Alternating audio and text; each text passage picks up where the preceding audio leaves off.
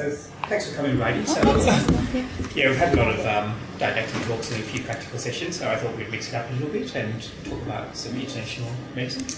And partly it's to remind everyone that you don't have to jump on the hamster wheel and stay on it for your entire careers. You can take a break and go off and do something else at any stage of your career. And I think, it's good to share experiences that we've had in medicine as well. So thanks for coming. No worries. Thanks, Keith, for asking me to give this presentation and Shona running the session. And thanks, everyone. I feel like I've got my back to you. Sorry. Yeah. So I suppose the context for I was doing Sunshine ED last term, so I know that this is definitely a bit left of field, but hopefully you'll find it useful and interesting. And at the moment I'm doing O&G in a general year. Sorry, my name's Bridie, I don't know if I said that. But that's kind of how I came to be doing this presentation. I was doing a life support in obstetrics course, and I ran into Keith there, and one of the things we were learning was the assisted vaginal delivery with the vacuum and the Kiwi cup.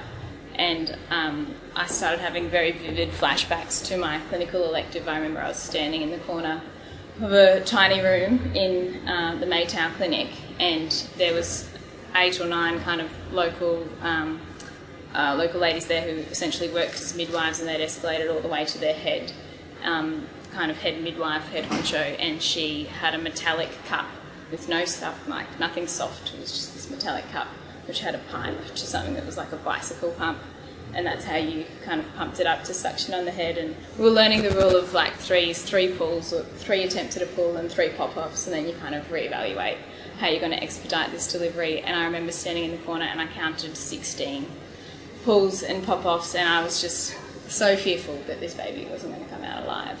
And fortunately it did. I don't know if they've suffered kind of any long-term sequelae because of that, but I suppose that's how we got to talking about my experience in Mae Tao and how I came to be here today. So I'm definitely, I went in 2015, so I spent a bit of time reflecting. I actually went as a student, so if I'm not, I suppose, haven't got all of the juicy clinical details because I didn't have as much context of clinical medicine at the time, but and in terms of the location, I don't really pretend to be an expert either on the Burmese conflict, and I'm sure you guys have all done interesting electives and things overseas too. So I suppose today is about opening up the conversation for experiences that you have had, and I think also acknowledging the importance of culturally sensitive healthcare delivery. So if anything, at least you'll be able to, I suppose, learn a bit more about people from Burma, and specifically the population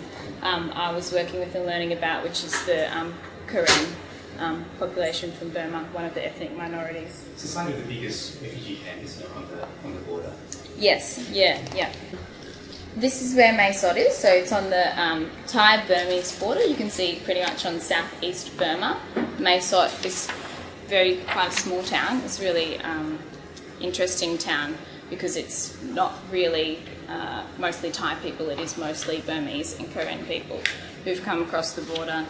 And Burma, or Myanmar, as Shona will probably talk to you about it as well. To be honest, I didn't know much about it when I applied, but essentially they've had turmoil and civil conflict since like the 80s. And in the late 80s it peaked, and since then people have been fleeing across the border as refugees. And one of those people is Dr. Cynthia Murray. So she's a medically trained doctor from Myanmar, and she fled across the border and set up a clinic. It was like a one-room clinic. I think she used like a rice cooker to sterilise equipment and things. And then that's grown to now become the Mae Tao Clinic, which is a quite really reputable health service now, which treats over 150,000 people a year, and they deliver medical treatment as well as provide social supports and lots of education and training for the local people there. And she's actually been internationally acknowledged for what she's done. She got like the Sydney Peace Prize a couple of years ago and things, so it is quite well known in certain groups, but I didn't know anything about it till I did, I suppose. So this is a bit of a tangent. This is kind of how I came to learn about the Mae Tao Clinic. So I just wanted to, back to the last one I forgot to say. I said they treat about 150,000 people. It's about 50-50, so about half of them are people who have fled and now live in Thailand, either as refugees or migrants, and now they've got their paperwork and things. And the other half are actually still living in Burma, but they come across on these quite risky trips to get healthcare, and that's because in Burma they either are still so remote they don't have access to health services, or even if they do, they're of an ethnic minority group or don't have the money, and their health service in Burma is still quite discriminatory, so they still access the clinic across the border. And then the ones who are in Burma, in Thailand, even though there's a Thai hospital and things, they mostly utilise the clinic because they're not legal migrants, they don't have paperwork, they can't access the hospital. And even the ones who do have their paperwork, there's a language barrier in the Thai hospital, so they prefer to go to the clinic, or it's so costly as well, and the clinic's free. The clinic's run solely on donations. Yeah. So this was just what I wanted to say about, this is how I came to learn about the clinic. Earlier in 2015 I went to India with Melbourne Uni. It was like a public health course essentially, and I was with a bunch of public health students and development students, and I learned so much from them and from the course in general. And it was based in a place called Jamkhed, which is 8 hours east of Mumbai. It was a really rural area, and now it's kind of run as a project where people can go and learn about public health. I think that's where they get like a lot of their money from unis and things going there. But in the 80s, there was a couple of doctors, a husband-wife couple, who essentially started this project, and instead of going around and delivering medicines and treatment, they started a primary healthcare model, which was all about prevention and education. And they, in the 80s, their health outcomes were better than the rest of all regional and rural India, and even some of the cities. So it was like highly successful. And when I was in this project, these are the principles we kind of learnt about. And I think equity makes sense. So delivering healthcare to the most needy, essentially. It's logical, but the second one's integration and empowerment are principles that the Mae Tao clinic definitely incorporates, and I found really interesting to learn about, because I don't think we get much of it in our typical medical course. So integration is the integration of, I suppose, health promotion and education with the provision of health service delivery. So delivering the treatments for antibiotics or malaria or oral rehydration and things like that, but also the aspects of family planning, antenatal care, screening for diabetes and things like that. And the methods of delivery and also basic sanitation and agriculture, and all of those things could make, I suppose, much bigger impact in terms of health outcomes for a whole area. And the whole method of delivery for this was a lady, she's a village healthcare worker, and they picked the lowest caste, most discriminated against, and often they didn't read or write or anything, but each village has one healthcare worker, and still today, but it started from then, who she delivers antenatal care, she does screening and everything like that, and she's, I suppose, really empowered to do that role and liaise with like a central medical centre. So it's about local people. It's very like businessy capacity building, but it's work, and there's really good evidence that all projects in all kind of third world health settings work when it's the local people coming up with the ideas and building their capacities, as opposed to us coming in and telling them what problems they have and trying to start a project.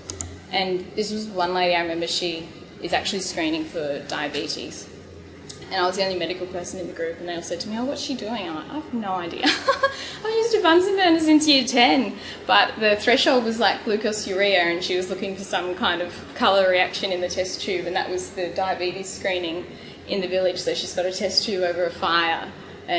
So that was just I put this up because I think it's kind of a humbling reminder that when you go to places like this, your knowledge and skills, we rely so heavily on investigations, and we're trained for the setting that we're used to working in, but the local people there, their knowledge and their skills and the equipment that they use is appropriate for the healthcare setting that they're in, and you often feel quite useless. And often actually a lot of that is based much more clinically than perhaps the roots, their clinical assessment skills. Skills. When we were in Myanmar, we had a colleague who is an orthopedic surgeon who came on a 10-hour bus journey overnight and then could walk, and came into the ED was just weak, and was diagnosed with hypokalemia clinically on examination of ECG, because it would take 10 hours for the potassium to come back. So he was diagnosed with hypokalemia by his colleagues and was treated, felt better after his potassium was brought up, and he had hypokalemic periodic paralysis secondary to hypothyroidism, which was then not diagnosed until his blood test came back the next day. That's crazy. So that was all based on the history, system. examination, and ECG. Yeah. So I guess that's why I started Googling like somewhere that did primary healthcare for a clinical elective, and found the Mae Tao clinic. And as I said, the city is very different to many other Thai cities because of the really mixed migrant population. But it was great because there was hardly any tourists, and I remember it only cost like $1.20 a day to have 3 meals and a beer with dinner. It was ridiculous. So this was the entrance to the clinic, and it says, "We do not tolerate gambling, illegal drug taking, or human trafficking." So it was a border town, so lots of things were going on, and people were, I suppose, those things. Human trafficking wasn't necessarily a problem when I went there. Things had settled down, but like it has been certainly in the past. And then this is when you went through to the central area, and it was weird because it was kind of a lot of different buildings, and it was very inconspicuous. It didn't look like much at all. But then you realise that there was a lot going on, and only 3 kilometres down the road there was a Thai hospital with essentially first world standard equipment, investigations and training, and this was very primitive and very humble in comparison, and it was just kind of an interesting, I suppose, contrast to be there. So these are the departments that they had there, and yeah, like I said, they treated about 150,000 people per day. And going back to the principles I said at the beginning, the empowerment, so there was 2 international doctors there, I suppose, 2 doctors from the UK who were medically trained and studied medicine, and their roles were mostly in almost writing kind of some policies and guidelines about the medical care that was delivered, and also kind of consulting with donors and things like that, and to what they might need, like implants and things like that, getting donations. But they actually didn't have much to do in the day-to-day running of the clinic. Sometimes they were called upon to consult on a difficult case.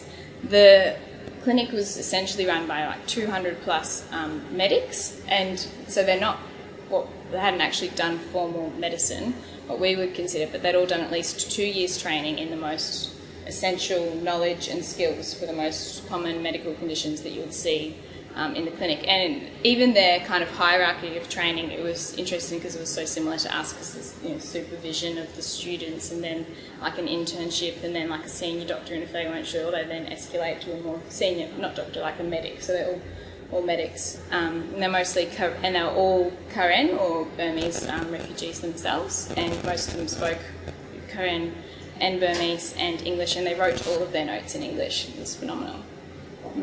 So there was a lot of, I suppose, training and capacity building of those people. Where were the medics trained? In the clinic. So it all started in the clinic, yeah. So it had grown, I suppose, massively, but yeah, they were literally taught, all started with Dr. Cynthia Murray. Now there are some people who've studied medicine formally in Burma, I think, who work there, but very few. Most of them are medics who've just trained within the clinic. And then some of them obviously did some niche training, so they might only do their training in the dental work, or only do their training. And they pretty much trained for the departments they worked in, like they trained to work in that adult outpatient department, or they trained to work in the surgery trauma department. But it was phenomenal, their knowledge and skills that were so kind of appropriate for what they saw day to day. Yeah. They're not formalised. So. Not formalised at all, not university based at all, no. This was the outside of the adult inpatient department. So I suppose HIV, AIDS and malaria were highly prevalent. This was the inpatients I said. So in the inpatients, there was a long stay area down the end where the chronic patients would be, if they had chronic renal failure, chronic liver disease, if they did have if they did have AIDS or TB or anything like that, if they had TB, they'd be isolated. And the acute area saw a lot of diarrhea and pneumonia and any other kind of infections and things, and they would deliver IV antibiotics and IV fluids and therapy like that. They would do like a ward round and see all of the patients. In the outpatients, it was funny because they just saw lots of the things that we see as well. So it would be like arthritis and gastritis, and I did feel a bit like everyone got paracetamol, but also some unusual things like beriberi from chewing the betel nut. But malaria was really common. There was a specific malaria kind of treatment room. Also seeing people in the outpatients, because they accessed lots of different people came to the clinic, and there would be like monks and people of really minority groups, so there was still kind of the common things of language barriers, and they had very little investigations. It was all, like you said, mostly clinical assessment. They did do there's some malaria research that came out of the clinic too, so they did do a lot of the kind of thick and thin films and diagnosis in that sense, and they did do basic FBEs, but everything else was every kind of other investigate, and they had very good bedside ultrasound skills with the dodgiest, oldest scanners ever. But yeah, not really any other investigations. People who are HIV positive there was also a kind of funding for research for them to get a chest x-ray, and it was kind of tough because I remember if you had HIV, it was then easier if you also had TB, because then you met the criteria to get the treatment, as opposed to if you had HIV without TB. Yeah, which was a bit rough, especially in lots of the babies and the kids. So that was the inside of the adult inpatient department. The nurse, there's not really any nursing care. Everyone almost came with their entire family, and it was crazy because it's just a wooden bed, and you almost slept a whole family around that bed. They'd have like 4 people. It didn't look very comfortable at all. There's fans everywhere. Yeah, it was pretty hot. Yeah. This was the acute side, and the chronic patients were down the other side. But yeah, I think probably the most striking thing, so apart from seeing the things that you don't ever see, like the HIV and the TB, the most striking thing was people who had really chronic conditions or cancer obviously presented at a really late stage because there is no screening or anything like that. So I think that's what kind of, you really understand that they're kind of first world problems or white man diseases kind of thing.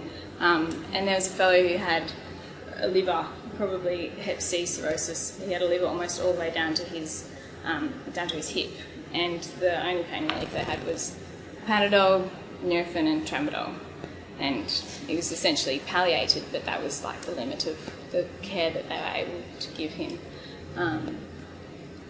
Yeah. And traditionally, I would imagine in this area, as well as there is in Myanmar, there's a real phobia of using opiates because of the Golden Triangle, traditionally opiates. I didn't think about that, yeah. And so certainly in Burma and Myanmar, there's a whole phobia. This kind of, all the doctors don't want to prescribe opiates because they've been told by opiate tolerance and addiction, and access to opiates is very limited. And so actually, I think that's very common to not have any opiates or to have very limited opiates. Yeah. And I would imagine particularly in this area, because actually this will be near that triangle. To that Yeah, it was crazy. This is the birthing suite. It was crazy. It was tiny, like I said, the room. It was like this. And that half of a bed thing is actually where they laid flat with their legs in stirrups. And it was so different. Midwifery was definitely more of a science than an art. The art that we see kind of the coaching and emotional support, because the midwives were essentially not in the room or just sitting down the end, and the women would be on their backs, silent, so stoic, zero pain relief, and they just go through an entire labour and push out a baby. It was crazy. So they did, it was very, very impressive. And they had 3 to 15 births daily. And this room backed onto the maternity ward. From the outside, you wouldn't have any idea that that's what was kind of going on in the room. And sometimes there's not really any curtains, they'd just all be there next to each other.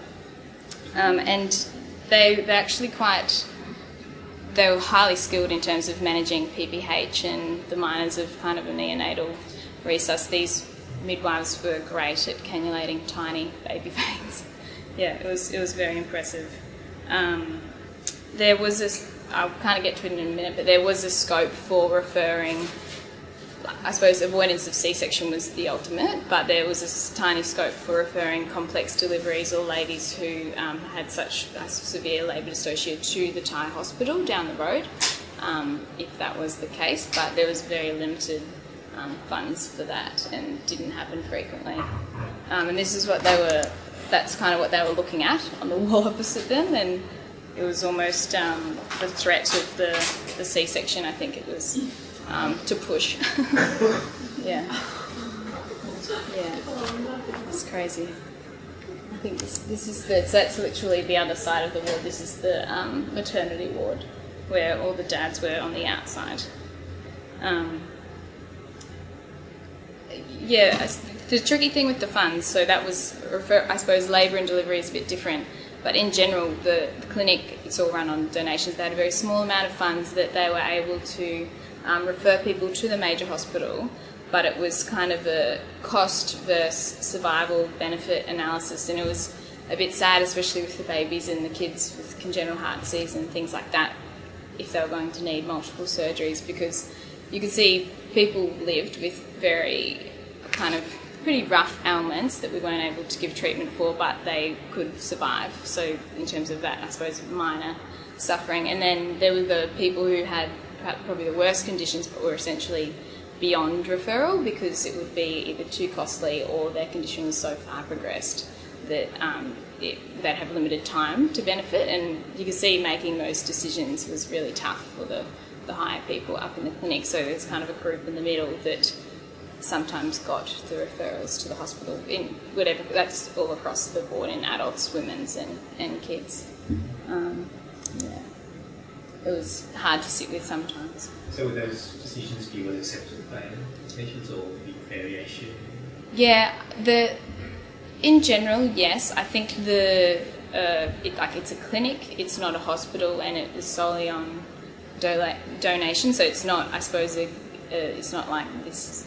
So in that context, yes, it's like this is a clinic. We're kind of doing the best we can. We're not we're not a hospital. But it was a bit hard. There were some extra groups there doing like funding and things for the children with the congenital heart disease and things like that they might get like donors international that would have a niche market that they would then be able to have to get better care. This was the peds ward. What did I say? Yeah, very common conditions as well, like the malaria and the respiratory tract infections and diarrhoea and everything in the peds ward. There's quite a high intrapartum transmission of HIV as well, and these were the ones that also get the TB screening and everything like that. I'm pretty sure I saw a case of polio as well. Yeah, it was a young female who was essentially dying of paralysis, was developing to respiratory depression. But you just never know, not reported, and yeah, it's crazy. But yeah, these were two cute brothers. I think the one on the left, he's actually like maybe 4 years older than his brother on the right, but he had nephrotic syndrome and he'd been getting steroids for treatment, so his growth was a bit stunted and he was actually chubby, which was quite rare compared to everyone else, but I just thought the photo always stuck with me. This is one of the, and there's a child outpatient department who delivered the kind of more the preventative promotion, so they would monitor growth, they would give nutritional supplements, they'd deliver immunisations, and for the female side as well, there was a lot of family planning, antenatal care, and it was really great to see all of that, and they had really kind of good attendance rates, and they were highly successful in that. So it was kind of good to see it hand in hand for both of those. I didn't spend much time here, but this was kind of a trauma surgery area. They dealt with a lot of, any burns, bullet wounds, any kind of landmine type injuries. They would do minor surgeries like hernia repairs and hemorrhoidectomy, and there was like a local kind of cultural practice in the men of injecting their penises with coconut oil, and I didn't actually see anyone, but they would very frequently they had to do a type of penile repair, and it was sounded terrible. Yeah, but it was not good. This is the camp that Keith alluded to. So this is called Mae Tao. There's about 10 refugee camps along the border. This was, we went to do like a hike thing for a couple of days, and we just got quite close to the border. I didn't actually cross the border. But yeah, Mae Tao is the largest one. It's 45,000 refugees live there. It's over 30 years old. And so many people have been born in the camps, and all they know is the camps, and they're confined to the camps as well. Everything has to be built out of, they're still considered temporary, so everything has to be made of disposable resources, I suppose. And so it was pretty much purely bamboo.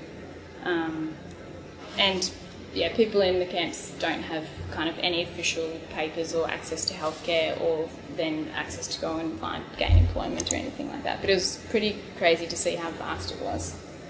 I'll put this slide up here. So in terms of the camps and the process of coming across the border and then working in the clinic, so I got to know a few people working in the clinic. But it was always a bit tricky to ask them about, their story, specifically about what they come from or what it was like. It was almost like a bit of a taboo thing, I think. But one lady in the clinic, this isn't her, but her name was Lou, and she was one of the medics who I worked with a lot. And it was she was pretty much telling me about her process with her application to WHO as a refugee to try and get to somewhere like Australia. And she had 3 kids, and they all lived in the one room together, and she couldn't believe that in my family we all slept in different rooms and things like that. And she was telling me about her process, and she said, it's like a 6 to 7 year wait. And she was in the process, and because she'd already been waiting that long, and she was asking me what Australia was like and everything.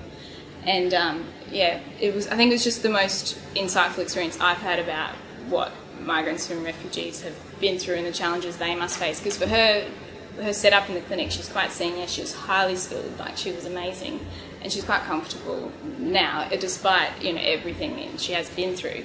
And you can see that for her now to come to Australia, she said, "Can I have a job as a cleaner? Will you help me?" And I just thought, that broke your heart, because you can see that it's just such a sacrifice for her, but the whole reason she's doing it is for the next generation, for her children to have, every opportunity.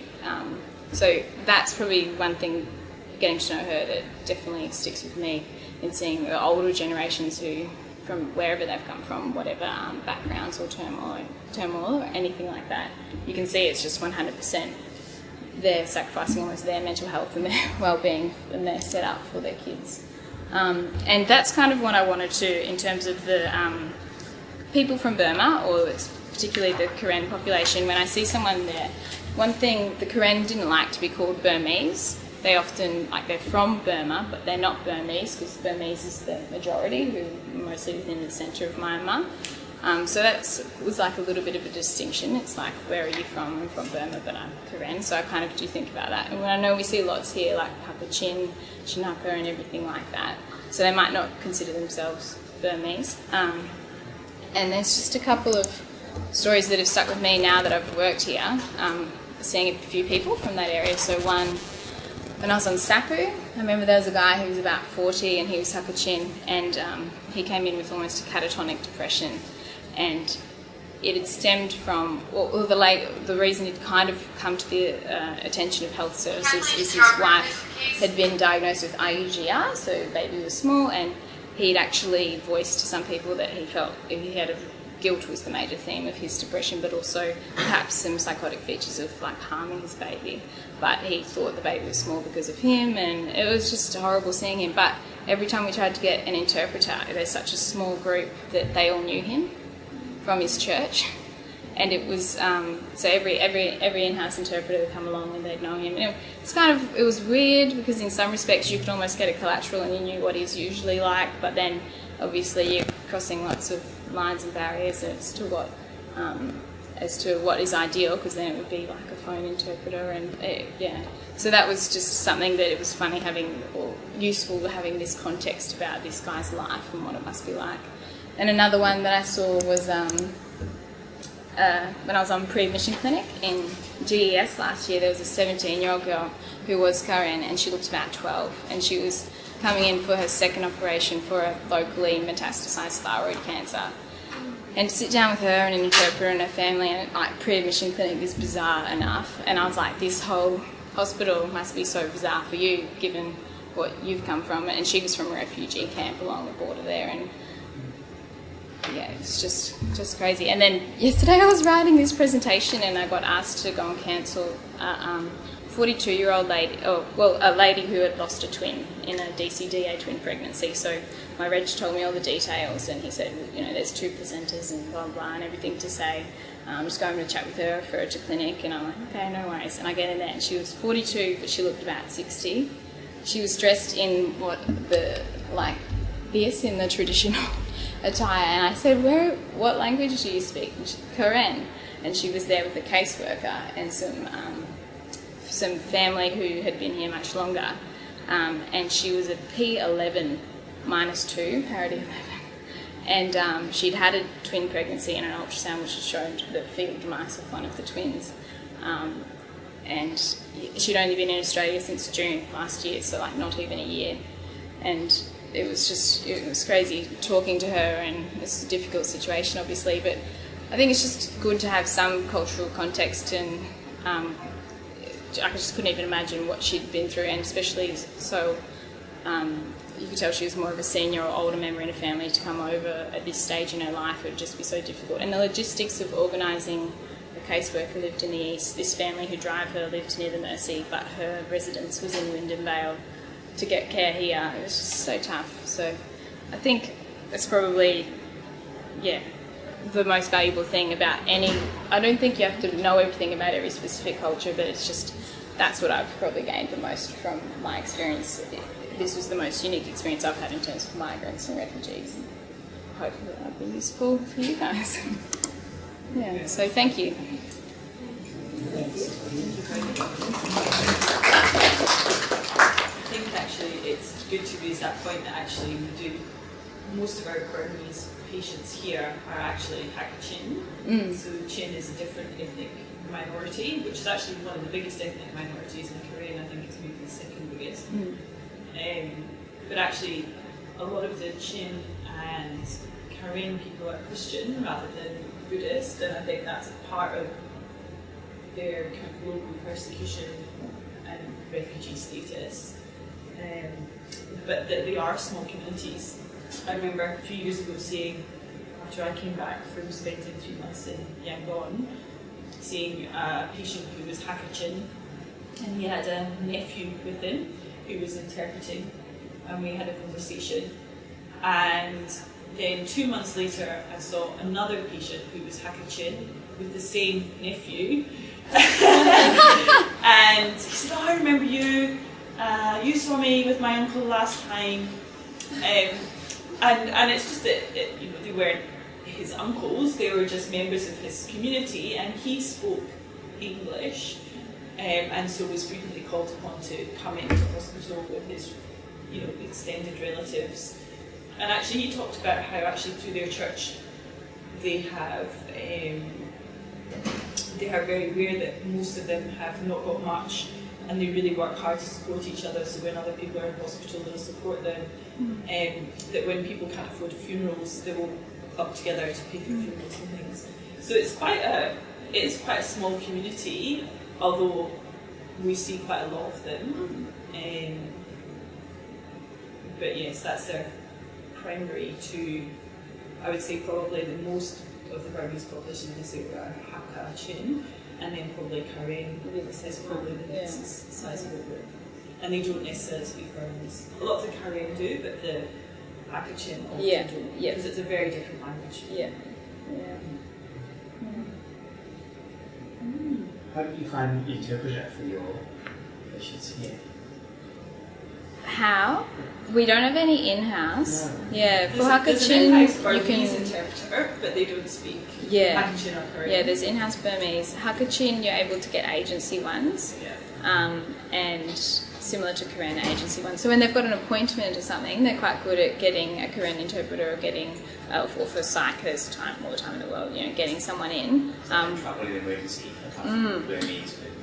Well, last night there was the family there translating, and there wasn't really any other option. Yeah, and I think the phone interpreters are sometimes a little bit variable in their quality.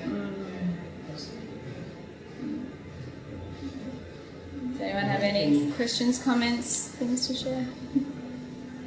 Thanks so much for the talk. Thank you, that was very interesting. That's all right. Remember, there's always opportunities to go out and do some things in your career. So, That's right. And there's